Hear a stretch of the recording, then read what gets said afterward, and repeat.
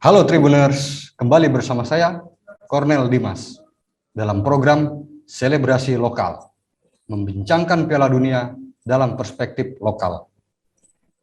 Pada kesempatan ini, telah hadir narasumber spesial, Bung Saiful Safar, manajer online Tribun Kaltim.co. Gimana Bung, kabarnya Bung? Alhamdulillah sehat, baik. Gimana Bung Dimas? Baik-baik. Kesibukannya apa Bung? Apakah dari laga fase grup sampai sekarang sudah menyaksikan semuanya pertandingan Piala Dunia ini? Kesibukannya lebih banyak bikin beritanya ya daripada nontonnya. Oke. Berarti mengikuti dari awal ya kalau buat beritanya. Ya 80% lah. Gitu. Oke, siap. Baik Tribuners, eh, saya dan Bang Ipul akan membahas laga seru 16 besar Piala Dunia 2022 antara Jepang melawan Kroasia. Ini merupakan laga hidup dan mati bagi kedua negara, yang mana Jepang berstatus juara grup sedangkan Kroasia adalah runner-up grup. Laga ini akan digelar pada Senin 5 Desember 2022 di Stadion Al Janoub, Qatar, pukul 11 malam. Baik, Bu Saiful, duel 16 besar Piala Dunia ini akan dimainkan dengan tim-tim yang sama membuat kejutannya. Seperti kita lihat Jepang di fase grup, dia berhasil menumbangkan dua raksasa Eropa, bahkan berstatus juara grup. Dan kemudian Kroasia juga, meskipun tidak terlalu spesial, tapi mereka bisa menyingkirkan Belgia di fase grup. Bagaimana nih peluang kedua tim? Ya, kalau bicara peluang, rasanya kedua tim ini memiliki kans yang sama ya. Saya melihatnya begitu. Misalkan Jepang satu-satunya tim dari Asia yang kelihatannya secara performa, secara statistik juga paling baik di kejuaraan kali ini. Tapi Kroasia juga kita tidak bisa lupakan fakta sejarahnya bahwa di turnamen sebelumnya di Rusia, status Kroasia adalah finalis. Nah, tentu ini akan menjadi pertandingan yang sangat menarik, di mana Jepang akan berusaha untuk membuat sejarah yang pertama kali, yang kedua juga Kroasia akan membuktikan bahwa mereka punya mentalitas yang kuat sebagai tim finalis ya di 2018 lalu. Jadi kalau bicara peta kekuatan rasanya saya lebih melihatnya akan sama kuat pada laga ini. Baik. Kan di pertandingan sebelumnya itu Jepang bermain baik dengan menumbangkan Jerman dan Spanyol. Sedangkan Kroasia sendiri sebenarnya cukup bagus ketika di penyisihan, namun mereka tidak terlalu ngotot untuk menang ketika melawan Belgia. Nah, bagi Jepang ini bagaimana, Bung? Apakah kemenangan melawan tim besar ini mempengaruhi mental mereka sebagai tim Asia yang mungkin bisa membuat kejutan lagi di fase gugur ini? Betul, tentu dengan mengalahkan Spanyol dan mengalahkan Jerman itu reputasi yang luar biasa, mungkin bahkan dalam sepanjang sejarah sepak bola Jepang ya. Dan ini juga bahkan mewakili tim dari Asia gitu.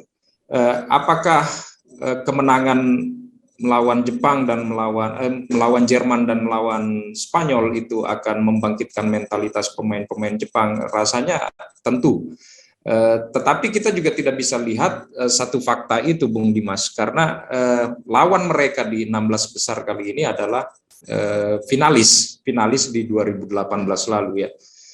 Tapi satu hal yang pasti, kalau kita melihat Jepang dengan status juara grup itu mengulang untuk kedua kalinya ketika mereka menjadi tuan rumah di Piala Dunia 2002 ya. Waktu di 2002 juga mereka juara grup, dan ini terjadi lagi di 2022, 10 tahun ya, 10 tahun. Kemudian mereka jadi juara grup lagi, dan ya 20 tahun, 20 tahun, dan kalau reputasi lolos ke 16 besar juga bukan hal yang baru bagi Jepang gitu. Tetapi apakah Jepang akan bisa lolos sampai ke babak berikutnya lagi, tentu itu yang akan menjadi catatan penting di sini bagi skuad Jepang. Mereka tentu ingin mencetak rekor itulah. Sementara Kroasia di sisi lain, saya melihat dengan status finalis di 2018, tentu juga tim ini bukan tim yang kaleng-kaleng gitu kan.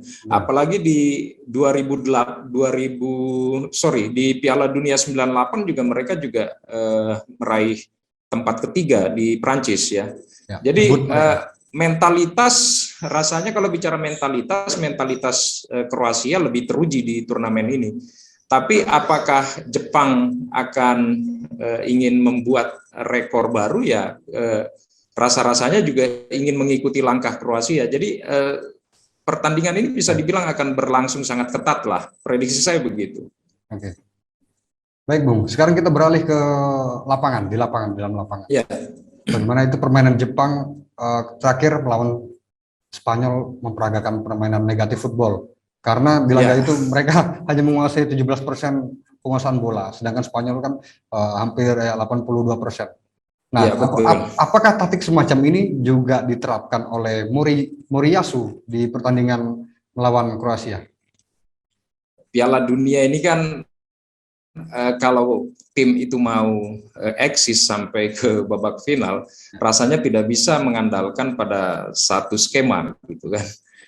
Saya menganalisanya seperti itu dari pertama kali saya mengikuti kejuaraan Piala Dunia, menyaksikannya di Piala Dunia 90, kemudian masuk ke 94 sampai 98, bahkan sampai edisi terakhir edisi yang di 2022 ini rasanya selalu penuh kejutan.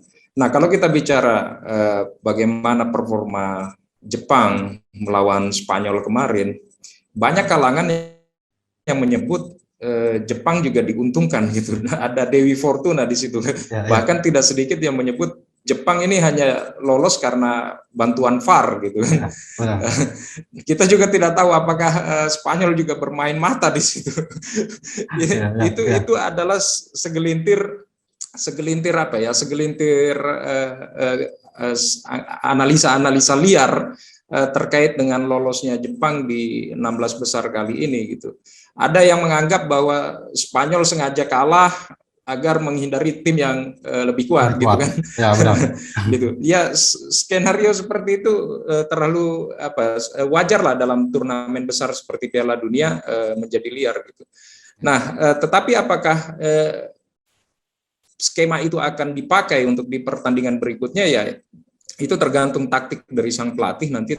Tapi rasa-rasanya kalau Jepang ingin tetap lolos sampai ke babak selanjutnya, bahkan sampai ke babak final, Jepang harus tampil ngotot dan tidak bisa mempertontonkan sepak bola negatif ya.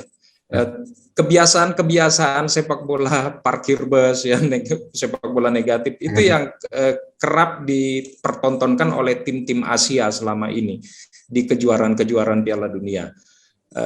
Rasa-rasanya kalau misalkan tim Asia ingin melangkah lebih jauh, maka dia harus membalik pola itu dengan lebih tampil ngotot dalam menyerang, kemudian juga passing-passingnya juga lebih atraktif gitu, sehingga tidak mengandalkan skema parkir bus seperti permainan yang dia peragakan ketika melawan Spanyol di pertandingan terakhir. Saya rasa itu, Bung Dimas. Oke.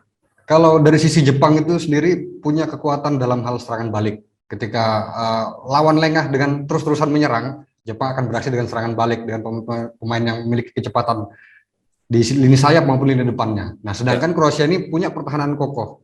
Karena terbukti Dominik Livakovic baru kebobolan 1 gol sepanjang fase grup. Jadi gimana laga nanti akan berjalan? Ya, tentu sangat menarik ya. Mengapa? Jepang mengandalkan kekuatan serangan balik karena rata-rata skuad Jepang hari ini diisi oleh pemain-pemain yang berusia emas. Sementara di Kroasia itu rata-rata usianya rata-rata 30, ya usia-usia matang lah. Tetapi apakah usia muda ini dengan pemain-pemain muda ini juga bisa menjadi patokan, bisa menjadi andalan untuk keberlanjutan kiprah mereka di kejuaraan besar seperti World Cup ini? Jawabannya belum tentu gitu, karena mentalitas tim juga bisa menjadi jawaban seutuhnya gitu ya. Kroasia boleh hari ini menampilkan pemain-pemain yang berusia Ya.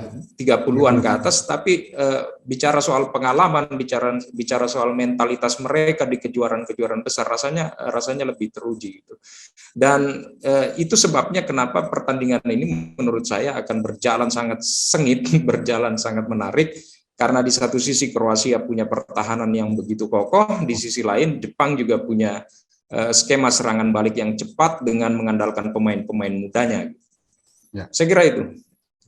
Baik, menarik tadi perbincangan soal usia pemain Kroasia yang mengandalkan 30 tahun, usia 30 tahun ke atas. Ya. Kalau kita melihat dalam pertandingan besar, jelas fisik akan menentukan. Apalagi di fase grup, Kroasia selalu mengandalkan Ivan Perisic, Luka Modric, lalu Marcelo Brozovic yang nyaris tidak pernah diganti. Bahkan Ivan Perisic sama Luka Modric menjadi andalan dan sering naik turun, tetapi baru diganti sekali kalau tidak salah dalam pertandingan.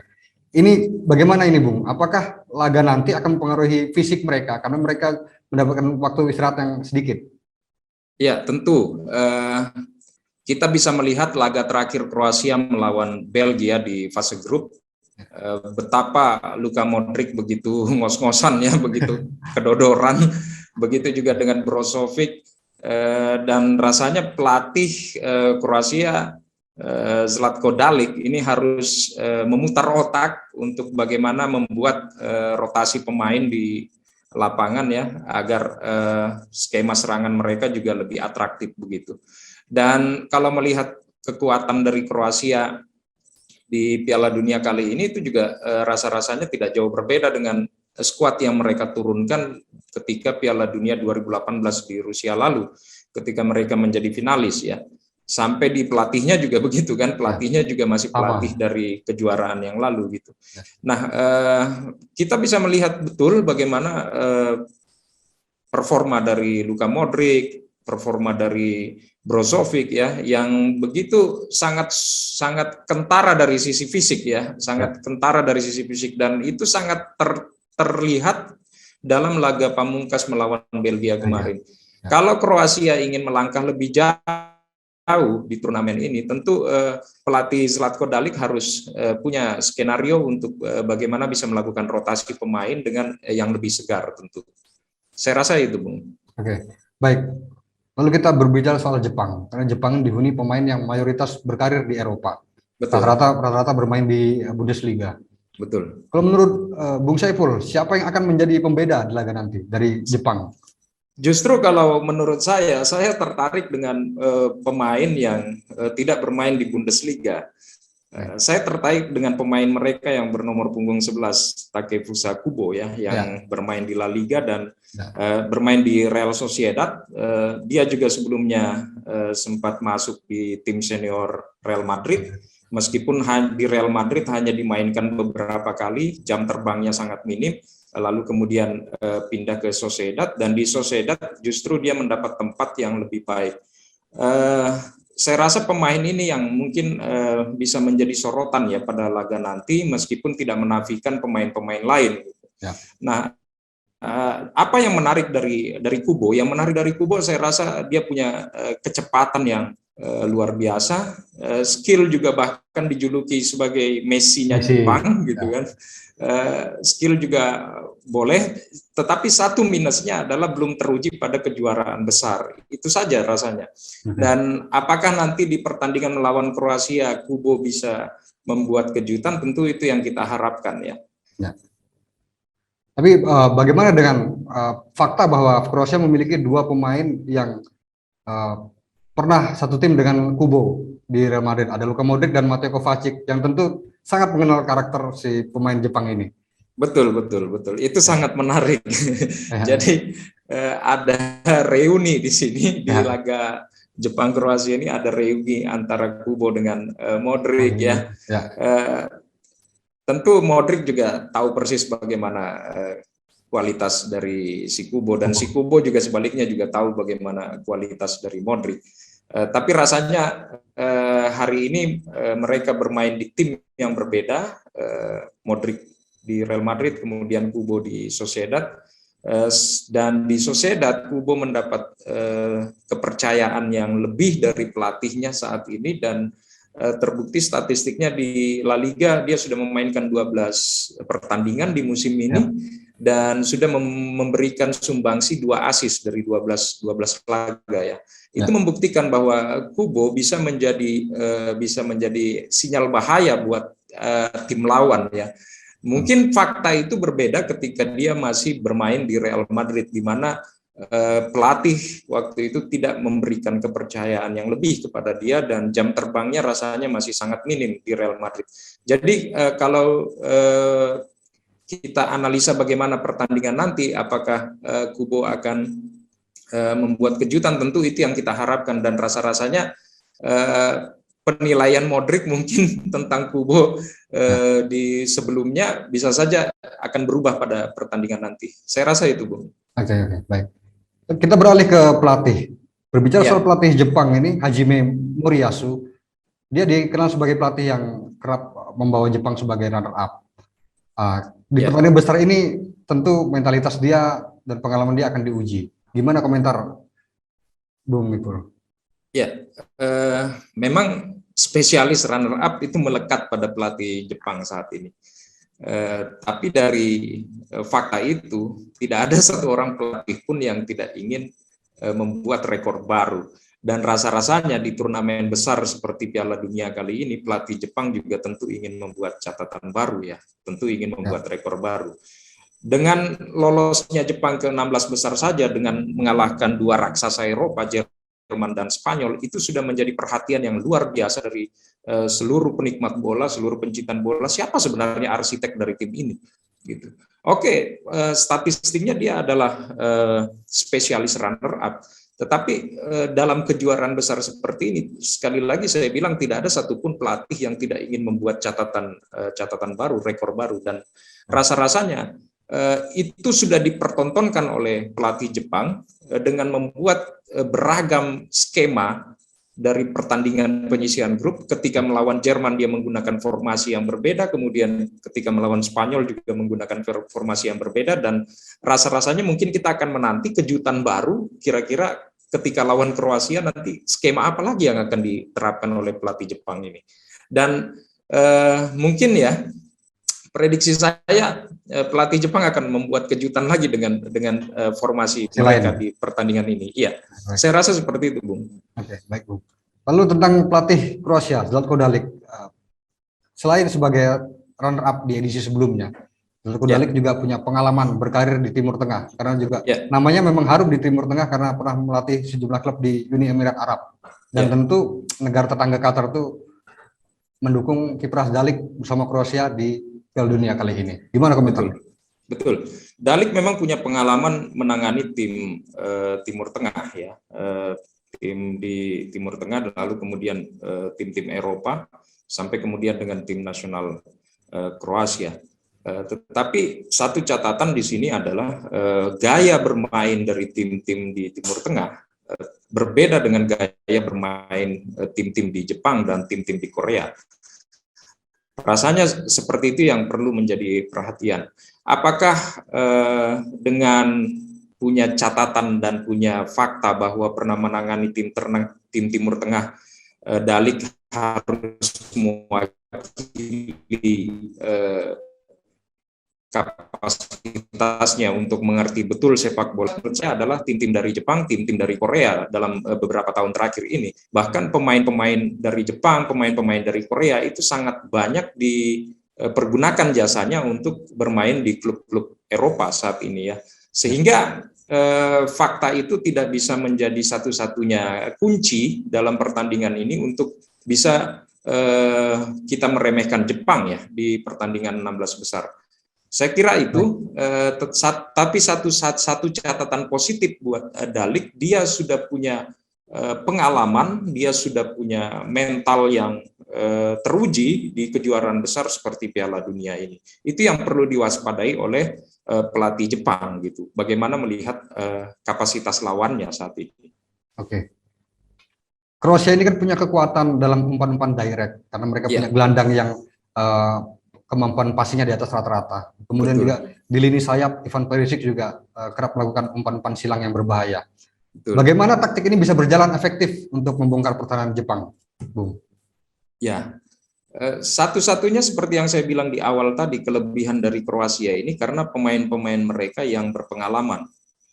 Berpengalamannya bukan cuma satu musim, dua musim bermain di klub-klub top Eropa ya, tapi mereka sudah bermusim-musim, bahkan berganti-ganti liga gitu. Seperti Perisic yang sudah pernah bermain di Serie A, kemudian pernah bermain di Bundesliga, pernah juga dan hari ini bermain di Liga Primer ya. Lalu ada juga Brozovic ya di Serie A, kita tahu di Inter Milan dia menjadi kekuatan yang sangat diandalkan ya. Kroasia ingin melangkah lebih jauh, tentu kekuatan mereka pada Perisic, pada Brozovic, pada Modric ini harus dimaksimalkan, tetapi di sisi lain pelatih juga harus punya alternatif bagaimana ketika misalkan 3 pemain ini lumpuh. Ya. Saya rasa itu yang perlu dilakukan oleh pelatih Kroasia ya. Karena kita tidak bisa memprediksi dalam 2 babak nanti apakah 3 pemain ini akan bisa on fire, bisa bermain penuh ya, ataukah bisa mereka baik-baik saja dalam 2 babak, kita tidak tahu itu. Semua akan terjawab dalam pertandingan nanti. Bisa saja Jepang juga akan mengandalkan 1-2 pemain untuk mematikan 3 pemain kunci dari Kroasia ini untuk lini serang mereka gitu. Tetapi untuk menyiasati itu ya, saya rasa pelatih Kroasia juga harus punya cara, harus punya alternatif ketika 3 pemain kunci mereka dipatahkan begitu Bung. Baik, Luka Modric menjadi sosok kunci di tim Kroasia. Betul. Tetapi fase grup lalu Luka Modric penampilan sangat mengecewakan karena tidak berkontribusi satupun dalam hal assist dan gol. Ini gimana komentarnya? Ya itu yang saya bilang tadi di awal tadi, sangat kelihatan bagaimana kedodorannya, terutama di laga terakhir ya. Karena saya nonton betul pertandingan terakhir melawan Belgia, bagaimana performa Modric itu kelihatan sangat kedodoran di tengah ya. Bahkan beberapa kali juga salah dalam passing, yang justru yang tampil agak menggigit justru Perisic di pertandingan terakhir kan.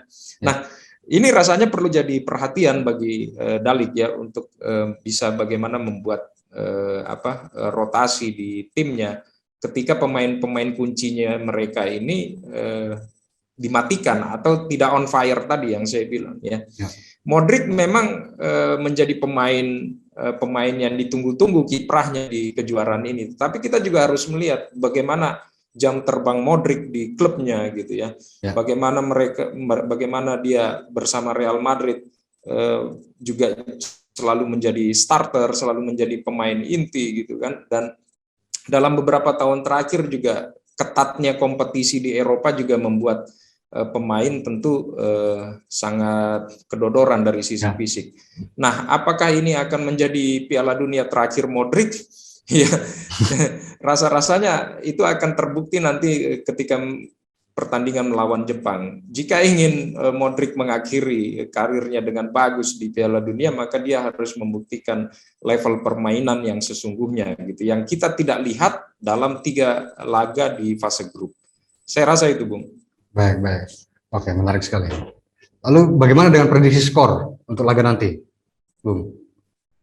Karena pertandingan ini saya bilang sangat saya melihatnya Bung Dimas akan sangat ketat. Di satu sisi Jepang ingin membuat sejarah baru di Piala Dunia, di sisi lain Kroasia juga ingin membuktikan bahwa mereka adalah bukan tim kaleng-kaleng, mereka adalah finalis ya. Itu yang banyak orang lupa bahwa Kroasia adalah statusnya finalis gitu.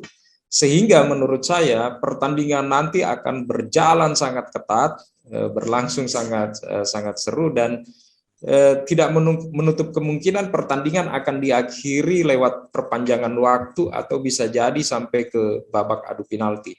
Ingat pada Piala Dunia 2018 di Rusia, Jepang juga membuat kejutan di babak 16 besar. Waktu itu mereka melawan Belgia dan Jepang unggul 2 gol lebih dulu ketika melawan Belgia sebelum kemudian mereka dikalahkan dengan epic comeback-nya Belgia dengan skor 3-2 ya.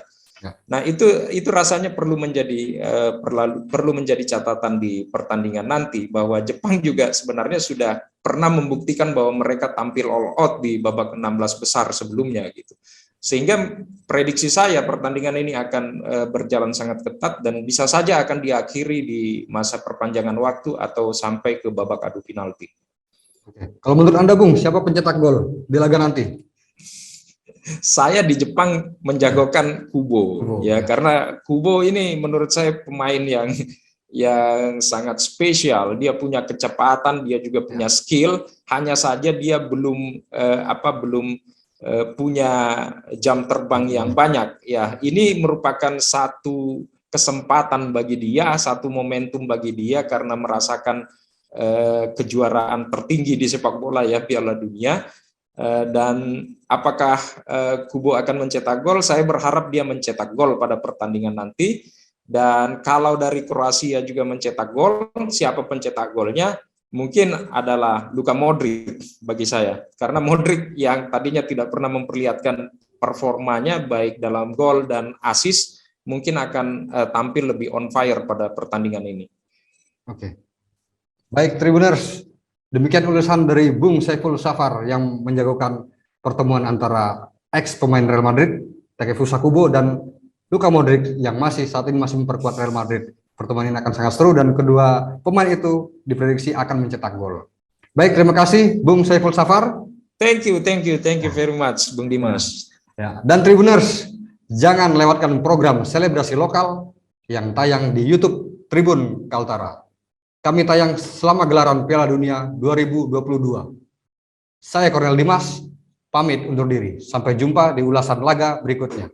Salam olahraga. Terima kasih sudah nonton. Jangan lupa like, subscribe, dan share ya.